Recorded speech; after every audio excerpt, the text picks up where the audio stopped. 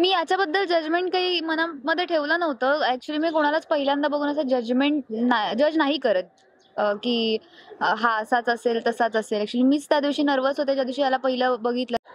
तुला सांगतो त्यांची छाती दाबण्यापासून तर त्यांना हॉस्पिटलमध्ये नेण्यापर्यंत ह्या मुलीने केलंय. बापरे!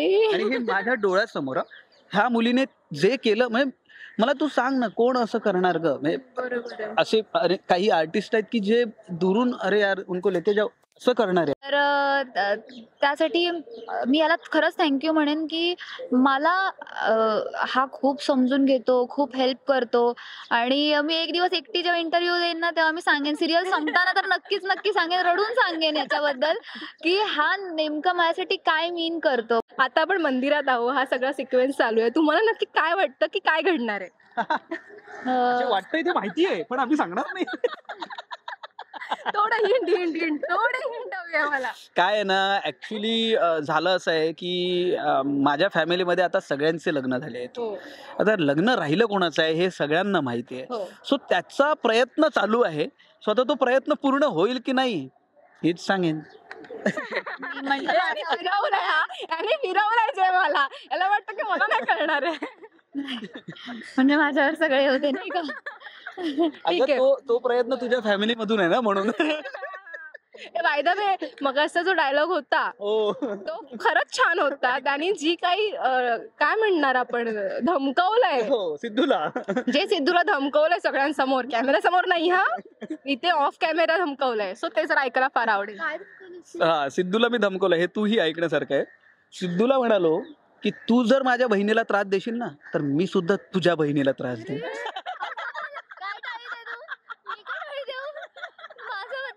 ओके, तुला काय म्हणायचं ह्या बाबतीत? तो देऊच शकत नाही मला त्रास. तू त्याला देशील. बघ बघ कसं आहे तुला सांगतो. हरीश सिंचनाला कधीच त्रास देऊ शकत नाही, तसा सिद्धू भावनाला कधीच त्रास देऊ शकत नाही. सो पुरुष किती चांगले असतात बघा. एक मिनिट, हा जो पॉज जातोय ना त्याच्यावरती ही उत्तर दिलं असं मला वाटतंय. तिने एक्सप्रेशन मध्ये दिलंय उत्तर, तर थांब. माझा विओ पण पोहोचलाय त्याच्यापर्यंत, सगळं पोहोचलंय त्याच्यापर्यंत. नाही, विवो नकोय, हे हवंय. उत्तर हवंय. शब्द हवे. तुम्ही असेच ठीक आहात, ठीक आहे. वरचढ बनायला जाऊ नका. जरा तुपाशी राहू शकता, लाटाने मार खाऊ शकता, अजून काय काय होऊ शकतं. तेवढ्यात चांगलं आहे बरं का, तेवढ्यात चांगलं आहे, उत्तम आहे. आमच्यासाठी सगळं काही करतात, एनी टाइम आम्हाला खायला आणतात वगैरे वगैरे सगळं. त्याच्यामुळे हा उत्तम आहे. हा, आणि आम्ही त्रास नाही देत. ह्यांचे डोळे पाहिले तर आम्ही संपून जातं आमचं, म्हणून आम्ही काही नाही, आमचं सुरक्षित अंतर ठेवा असं. ठीक आहे, हा मस्ती मजाक सुरू राहील. पण जेव्हा तुमचा बॉन्ड क्रिएट झाला किंवा तुम्ही भेटलात की ओके आता आपल्यासोबत हे पार्टनर्स आहेत, बरं. तेव्हा एक असतं ना रे, हा पार्टनर आहे, हा कसा असेल, ही पार्टनर आहे, ही कशी असेल, तसे निघालात की अपोजिट आहे? मी याच्याबद्दल जजमेंट काही मनामध्ये ठेवलं नव्हतं. ॲक्चुअली मी कोणालाच पहिल्यांदा बघून असं जज नाही करत, की हा असाच असेल, तसाच असेल. ॲक्चुअली मीच त्या दिवशी नर्व्हस होते, ज्या दिवशी याला पहिलं बघितलं. कारण खूप मोठे कलाकार होते आणि मी आधी काम केलंय, पण केमिओ कॅरेक्टर्स वगैरे केलेत सीरियल्समध्ये. सो माझी थ्रूआउट अशी सिरियल पहिली आहे, जी मी एवढे कलाकारांसोबत पूर्ण थ्रूआउट द सिरियल तो कॅरेक्टर करणार आहे, ते कॅरेक्टर करणार आहे. मी डे वनला खूप नर्व्हस होते आणि याने ओळखलं होतं मला, की अरे ही नर्व्हस आहे वगैरे. सो हाच आला पहिल्यांदा माझ्याशी बोलायला, की हाय मी अनुज, तुझं नाव काय किंवा काय काम केलंयस वगैरे हे सगळं त्याने विचारलं. आणि थोडं असं 10-15 मिनिटांनी बोलून झाल्यानंतर थोडं कम्फर्ट लेवलला आणलं आणि नंतर लुक टेस्ट वगैरे सुरू झाली. सो एका ह्याच्याने मला बरं वाटायला लागलं, की नाही ज्याच्याबरोबर मी काम करणार आहे त्याला ॲटिट्यूड नाही आहे, तो मला सांगतो की काय करायचंय काय नाही आहे. सो त्या दिवशी मला थोडं रिलीफ मिळालं, की नाही चल ठीक आहे, ॲटलिस्ट माझा जो नवरा दाखवलाय तो चांगला आहे, जेणेकरून ज्याच्यासोबत माझे 80-90% सीन्स लागणार आहेत तो मला सांभाळून घेऊ शकतो. आणि जसं आमचं शूटिंग सुरू झालं तसं दुसऱ्या-तिसऱ्या दिवशी जिथे मी अडखळायचे किंवा माझ्यावरती एक प्रेशर असायचं, की बाबा डिरेक्टरकडून आपल्याला ओरडा नाही पडला पाहिजे, आपण वेळेत तिथे जाऊन थांबलं पाहिजे वगैरे. मग मी स्क्रिप्ट घेऊन बसायची अशी पुस्तकी किड्यासारखी. सो तो मला सांगायचा, मी विचारायचे त्याला, की असं आहे. तर तो मला खूप छान पद्धतीने सांगायचं, की बघ सिंचू तुझं वाक्य ना हे हे असं आहे ना, तर तू असं बोलीस ते अजून छान वाटेल. सो तिथे एक डोक्यातून तो विचार जात आला, की सगळेच को आर्टिस्ट खडूस नसतात किंवा काही लोकांचं असतं, की माझा सीन कसा चांगला होईल त्यासाठी आणि किंवा मी कसं चांगलं करतो याच्यासाठी ना ते समोरच्याचं कॅरेक्टर पाडायला बघतात किंवा डिरेक्टरची थाप मिळण्यासाठी, हा चला मी छान सीन केला, अरे हिच्यामुळे सीन पडला. तर त्याचं तसं नाहीये. त्याचं असं असतं की सीन आपल्या दोघांचा चांगला झाला, सो तो मला सांगतो की सिंचू इथे जागा आहे, सो इथे हे कर, मग हे असं होईल आणि मग मी त्याच्यापुढे असं बोलेन. सो मला त्याची ती गोष्ट जास्त आवडते. मग दिवसेंदिवस आमचा टॉम अँड जेरीचा बॉन्ड तर तसाच आहे, पण ते जे तो सांगतो ना त्या गोष्टीने मला तो खूप जास्त असा रोज दिवसेंदिवस असं बेटर बेटर बेटर वाटत गेला की नाही अनुज खूप चांगला आहे, चांगला आहे, चांगला आहे. आणि तो पहिल्या दिवसाला तेव्हा खूपच बोलत होता. मला वाटलं अरे बापरे हा किती बोलतो, फक्त बोलतच राहणार, काय असं कसं असं झालेलं माझं. पण त्याच्यामुळे मी पण खूप बोलायला लागले. त्याची हेल्प बघून मी पण, म्हणजे मी काय त्याला अशी हेल्प करत नाही, त्याला सगळंच येतं. पण पण खूप छान, म्हणजे मी जज नाही केलं त्याला, पण तो खूप चांगला आहे. ॲज माझा रील पार्टनर म्हणून आहे, खूप चांगला आहे. माणूस म्हणून पण खूप चांगला आहे. खूप हेल्प करतो मला, प्रत्येक गोष्टीत हेल्प करतो. बापरे. मी काय म्हणतो, तू ना दर 15 दिवसात येत जा. दर 15 दिवसात मी आता डायरेक्टच सांगतो, दर 15 दिवसात आमचा एक इंटरव्ह्यू असला पाहिजे. अगं एवढी तारीफ मी कधीच नाही ऐकत. सिंचू कडून एवढी तारीफ ऐकून घ्यायला तू 15-15 दिवसात प्लीज येत जा आणि हा प्रश्न परत परत विचारत जा. चेंज नाही होणार. त्याचं म्हणणं तू दर 15 दिवसांनी काहीतरी वेगळं बोल माझ्याबद्दल. कारण फार तारीफ करते यार, असं नाही करत माझी तारीफ. आता मग तुझी वेळ आहे तिची तारीफ करायची, सो काय बोलशील? तारीफ क्या करू उसकी जिसने तुम्हें बनाया. नाही पण मी डे वर म्हणजे सगळ्यात पहिल्यांदा जेव्हा हिला पाहिलं, तन्वीला पाहिलं, मी ऑफकोर्स ओळखत नव्हतो आधी. म्हणजे मी तन्वीला असं मी कुठल्या याच्यात नव्हतं पाहिलं. मी पहिल्यांदाच भेटलो होतो तन्वीला आणि मी बघितल्यावर मला जे तिच्याबद्दल वाटलं की ही मुलगी प्रचंड रागीट असणार. भाई इसमें ॲटिट्यूड होगा.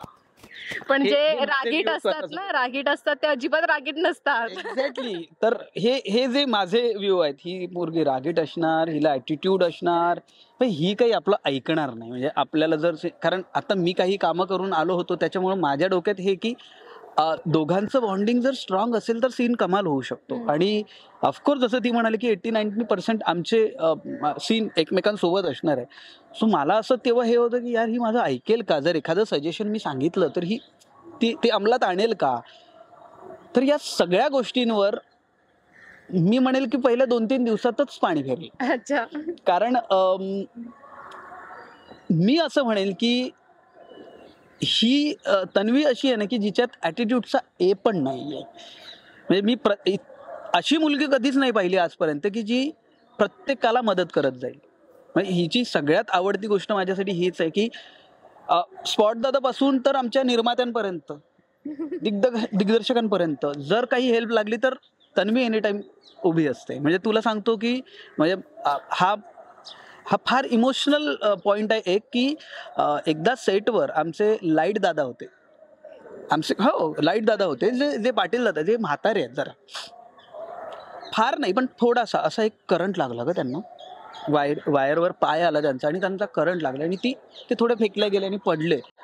तुला सांगतो त्यांची छाती दाबण्यापासून तर त्यांना हॉस्पिटलमध्ये नेण्यापर्यंत ह्या मुलीने केलंय. बापरे. आणि हे माझ्या डोळ्यासमोर ह्या मुलीने जे केलं, म्हणजे मला तू सांग ना कोण असं करणार ग. म्हणजे असे काही आर्टिस्ट आहेत की जे दुरून अरे यार उनको लेते जाओ असं करणार आहेत ग. ह्या मुलीने हे केलं ग, ते काय पंप वगैरे काय असतं ते केलं, छाती सोडली. इथून मी तिचं पाहिलं की मलाही पुढे जाताना 4 वेळा विचार येईल की यार, पण नंतर ही गेली तर मीही गेलो, मीही त्यांना पकडून. आणि सिंचूने त्यावेळी जे केलं ना, त्यावेळी मी सिंचूला पाहिलं की यार ही मुलगी कमाल आहे. कोणाही साठी उभी राहू शकते. म्हणजे एक तर ना ही इतकी इमोशनल आहे की जर कोणावर काही असं अत्याचार किंवा काही होत असेल ना, ही तिथे जाणारच. म्हणजे ती काही पाहणार नाही म्हणजे मागे पुढे काही पाहणार नाही. हे बोलून मोकळी होईल की भाई नाही, हा असं नाही झालं पाहिजे. मग मला ही गोष्ट तिच्यातली आवडते. खूप हेल्प करते प्रत्येकाला. आणि जसं मी म्हणालो की जसं मला तिच्याबद्दल वाटलं होतं ते मीच चूक ठरलो. असं अजिबात नाही आहे. म्हणजे ॲटिट्यूड तर मी पाहिलाच नाही कधी हिच्यात. म्हणजे एनी टाईम स्वतःहून प्रत्येकासोबत बोलणं ही क्वालिटी आहे तिची. म्हणजे प्रत्येकासोबत बोलणं प्रत्येकाची क्वालिटी असू शकते, पण कुणासोबत बोलणं ही क्वालिटी प्रत्येकात नाही असू शकत. म्हणजे स्पॉट दादाला येऊन काय स्पॉट दादा अशी म्हणणारी तन्वी आहे. सो स्पॉट दादा चहा द्या हा पहिला कोणीही शब्द वापरतो, पण गुड मॉर्निंग स्पॉट दादा करून हे बोलणारी सिंचू आहे. सो मला म्हणून ना तिच्यासोबत जसं की जसे जसे दिवस जात होते तसे तसे आमचं एकमेकांबद्दलचं ट्युनिंग फार स्ट्रॉंग होत होतं. आणि आज असं आहे ना की आज आम्हाला बोलण्याची गरज नाही पडत, शब्दांची गरज नाही पडत. मी तर म्हणेन इथं आपण असं करायचं आहे, हे करायचं आहे. तर हे आम्हाला न सांगता म्हणजे कित्येकदा असं होतं की इथे ठरलेली नाही आहे, आमची मिठी ठरलेली नाही आहे या सीनमध्ये किंवा काय. आपसुक ते सिंचूकडून घडून जातं, आपसुक ते माझ्याकडून तिच्या खांद्यावर हात येऊन जातो ॲज अ सिंचर आणि हरीश म्हणून. मला असं वाटतं की आज जे हे आमच्यात बाउंड्री राहिली नाही आहे आणि ते होतंय ते घडतंय याच्यामुळे ना, कारण ती आणि मी एकमेकांसोबत फार फ्री झालेलो आहोत आणि छान ट्युनिंग झालेली आहे. सो याचा फायदा आम्हाला खरंच सीन करताना खूप जास्त होतो. सो यामध्ये मी हिच्या सगळ्या क्वालिटीमध्ये मीच थँक्यू म्हणेन. किती भारी तुमच्या दोघांचा खरंच सुंदर बॉन्ड आहे. म्हणजे हा बॉन्ड फार कमी बघायला मिळतो की दोन पेअर मध्ये एवढं छान बॉन्ड आहे. तर कुठेतरी खटके असतात, काहीतरी असतं, पण इथे तसं नाहीये. आमच्यामध्ये असं आहे, आम्ही दोघं एकमेकांना सगळं सांगतो. काही असेल मनामध्ये आम्ही आमच्या काही ठेवत नाही. एकदा असं झालं होतं की याने मला कुठली तरी गोष्ट आहे ना सांगितली होती, पण ती अपुरी सांगितली आणि मला दुसरीकडून वेगळीच काहीतरी कळली. सो मी पूर्ण दिवस, गुढीपाडव्याचा दिवस होता तो आमचा शूटचा. गुढीपाडवा आम्ही शूट करत होतो, मीडिया चॅनल सगळे आले होते आणि मी ना अशी म्हणजे मी इथे उभी आहे ना, मी त्याच्याकडे बघत पण नव्हते आणि असं झालेलं की मला बोलायचंच नाहीये तुझ्याशी. आणि तो ना सारखाही, सिंचू ओके आहेस ना, काही झालंय का, कोणी काय बोललंय का तुला? मी म्हटलं नाही रे काही नाही. आणि रागवून पण नाही, कारण हर्ट झाले होते ना, राग नव्हता आला त्याचा, हर्ट झाले होते की मी सगळं सांगते, पर्सनल लाईफ सांगते सगळं, तू कसं काय नाही सांगितलंस, असं माझं झालं. मग मी त्याला खूप नाही रे काही नाही, ओके आहे मी, सगळं ठीक आहे. तो दर 10-10 मिनिटाला येऊन जसं सीन संपेल, काय होतंय तुला, तू का तुझं सीनमध्ये पण असं होतंय, काय होतंय तुला? नाही रे ठीक आहे, मी, माझं डोकं दुखतंय, मला झोप आली. बरं मी रूममध्ये गेल्यानंतर सुद्धा येऊन विचारायचं, अगं काय होतंय काय? मला डोकं दुखतंय, मला झोप आली वगैरे. पूर्ण दिवस मी तसा काढला. दुसऱ्या दिवशी जेव्हा मला कळलं की बहुतेक मी ना ओव्हर रिॲक्ट करतेय, की नाही असं काही नसू शकतं. मग त्याला जाऊन मी बोलले की असं-असं होतंय. अरे म्हणतो वेडी आहे का? असं काही झालंच नव्हतं. मी सांगतो तुला काय होते ते. हे झालं होतं असं-असं आणि हे असं झालं. तुला कोण काय बोललं? म्हटलं ते असं-असं बोलले. अगं तू मला विचार ना, मला मग माझं ते एकदम दूर झालं सगळं. की आम्ही भांडत नाही असं आणि प्रत्येक गोष्ट एकमेकांना सांगतो. सो एक मोमेंट होता आमच्यातलं, की पहिल्यांदा असं झालं, की आम्ही एक दिवस बोललो नव्हतो एकमेकांना. पहिल्यांदा असं झालं. अदरवाईज आमच्यामध्ये ना भांडण, खटके कधीच काही नाही, कधीच काही नाही. आणि उलटं मीच याला कधीतरी असं मूडमध्ये नसेल ना आणि हा आला असेल, तर मीच कधीतरी त्याला असं फटकन बोलते, "काय जा ना, कंटाळली मी." असं काहीतरी बोलून टाकते. पण कधी हा रागवत नाही, कधी म्हणून नाही. मला मी खरंच असं मी त्याच्याबद्दल कधीच चांगलं बोलत नाही तोंडावर. आता तुम्हाला सांगावं लागतंय, तो बाजूलाच आहे म्हणून तर तो ऐकतोय. जर हा नसता ना, तर मी अजून छान बोलले असते त्याच्याबद्दल. तोंडावर मला ह्याच्याबद्दल कधी चांगलं बोलायला आवडत नाही. पण असतं एकेकाला दडपण असतं. आपण ज्या सीरियलमध्ये काम करतो त्या आपल्यासोबतचे आर्टिस्ट कसे असतील, काही नाही आणि आमच्यात जास्त लागतात सीन. सो आपल्या सेटवरती ना कोणीतरी छान असावं. तर त्यासाठी मी याला खरंच थँक म्हणेन, की मला हा खूप समजून घेतो, खूप हेल्प करतो आणि मी एक दिवस एकटी जेव्हा इंटरव्ह्यू देईन ना, तेव्हा मी सांगेन सीरियल संपताना तर नक्की सांगेन, रडून सांगेन याच्याबद्दल, की हा नेमकं माझ्यासाठी काय मीन करतो. म्हणजे he is good friend of माईन. सगळं सांगावं, सगळं. अंडरस्टँडिंग जे आहे ना, मला जी कम्फर्ट त्याने डे 1 पासून दिलाय इथे, की मी सगळ्यांसोबत कसं मला नाही कळत, की आर्टिस्ट सोबत कसं वागायचं असतं, स्पॉट दादांशी कसं वागायचं असतं किंवा अजून कोणाशी कसं वागायचं. मी सगळ्यांशी सेमच वागते. मला नाही समजत तितकंच. सो हा मला सांगतो, की नाही इथे ना थोडंसं असं राहावं, इथे थोडंसं असं राहावं. सगळंच घरगुती नसतं, सगळंच घरासारखं नसतं. असंच बोलून नाही चालत. तर माझं असं आहे, की हां, हे आपला सेट म्हणजे हे आपलं घर आहे. हे सगळे आर्टिस्ट जे कॅरेक्टर करतायत ते खरंच आपले कोणीतरी लागून जातात.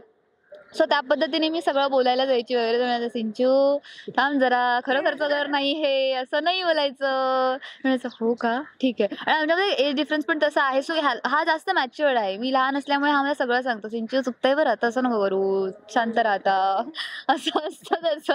तर जे काही त्याने मला समजून घेतलंय त्यासाठी हरीशला खरंच मनापासून खूप खूप खूप थँक्यू. आणि असा आपल्याला को आर्टिस्ट मिळावाच. प्रत्येक मुलीला म्हणा किंवा प्रत्येक आर्टिस्टला एक को आर्टिस्ट असलाच भेटलाच पाहिजे की इतकं समजून घेईल. मला खूप समजून घेतलंय. मला जे आतून वाटतंय ते आज खूप बाहेर येतंय.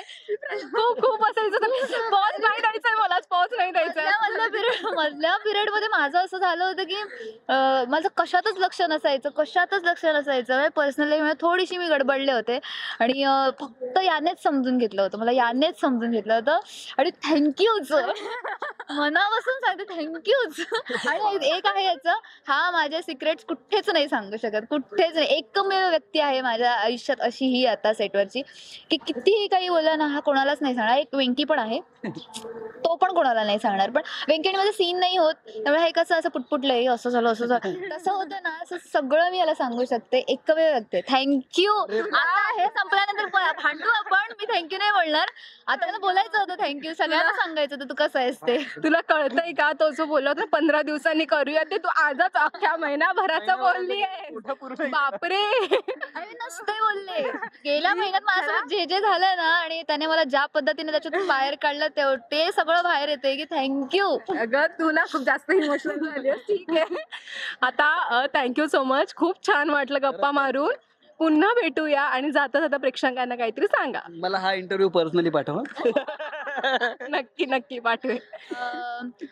प्रेक्षकांना असं सांगायचंय की लक्ष्मी निवास मालिकेला तुम्ही खूप खूप प्रेम दिलंय आणि इथून पुढे सुद्धा तुम्ही द्याल. जसा की आपण संकल्प केला होता 2024 मध्ये की येणारं 2025 मध्ये हे लक्ष्मी निवास आपलं बाळ असणार आहे आणि त्या बाळाला तुम्ही आणि आम्ही दोघांनी मिळून प्रेम द्यायचं आहे आणि ह्या बाळाला आपण मोठं करायचं आहे.